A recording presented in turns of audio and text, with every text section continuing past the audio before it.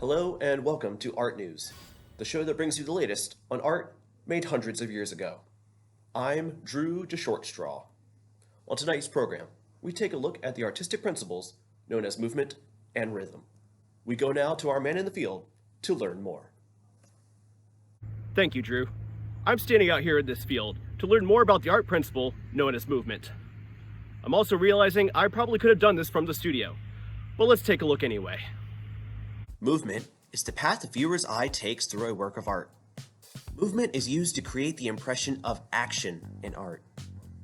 Since the art can't actually move, artists have to use different tricks to make the art look like it's moving. Like this dog painting by Ira Scott, artists have to be able to fake the look of movement. There are several ways to create movement in art. The first way to create movement is through lines. Our brains tend to see straight, vertical, and horizontal lines as static, meaning they are solid and stable. We tend to see curved and diagonal lines as dynamic, meaning they are fluid and moving. You can see comics use lines to create movement all the time. Shapes are also used much like lines to create movement. Curved or angled shapes create motion, while straight shapes look still. Color is often a part of creating movement. Strong, bright colors are seen as active and moving, and weak, dull colors are seen as slow and static. When we switch back and forth between static and dynamic movement elements, we create a special type of pattern called a rhythm. Back to you, Drew. Thank you.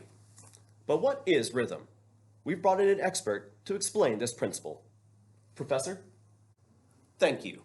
Or, as we say at Harvard, thank you. Rhythm can be one of the more difficult principles to define.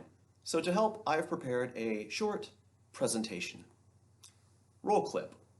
A rhythm is created when one or more elements of a design are used repeatedly to create a feeling of organized movement.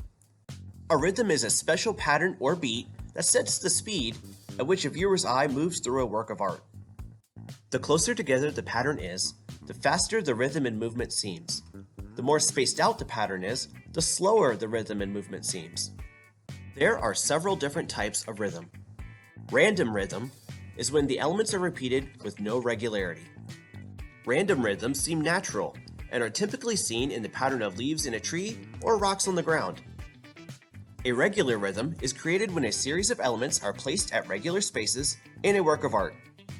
Regular rhythms are usually seen in man-made things, like the windows of a building or the spacing between streetlights.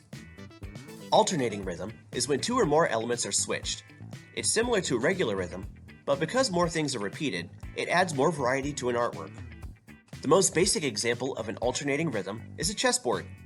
Flowing rhythm is created by bending and curving different elements and spacing in an artwork. Flowing rhythms are seen in waves, clouds, and wind. A progressive rhythm describes an artwork that has elements that change slightly as they repeat. Progressive rhythm describes patterns like things arranged by size or spirals. Op art, or optical art, was a style of art started in the 1960s that was all about using optical illusions to create movement and rhythm. Artists use shapes, colors, and patterns in special ways to create images that look as if they're moving or blurring.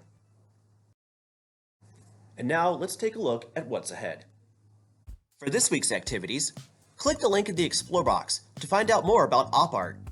Then, watch the video in the Create box to learn how to make your own op art. Finally, post a picture of your art in our class art gallery.